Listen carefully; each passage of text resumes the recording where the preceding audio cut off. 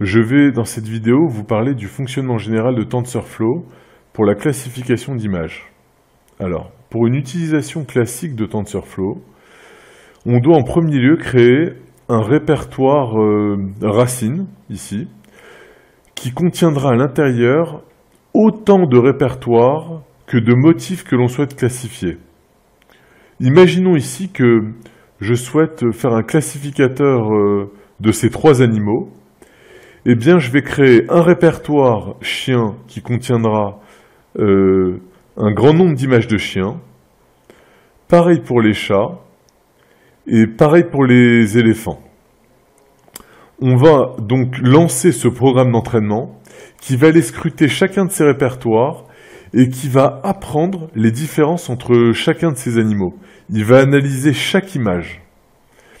Une fois qu'il aura fini d'analyser chacune de ces images, le programme va créer ce qu'on appelle un fichier de base de données du modèle.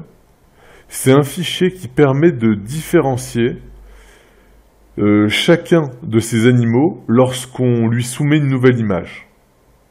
Et donc, la phase 2, nous allons implémenter le classificateur, celui qui va vraiment classifier les motifs, qui va en premier lieu charger ce fichier de base de données, et ensuite on pourra soumettre à ce classificateur, comme paramètre d'entrée, des photos d'animaux, et il va être capable de nous donner, pour chacune des catégories qu'il a analysées dans sa base de données du modèle, une probabilité entre 0 et 1.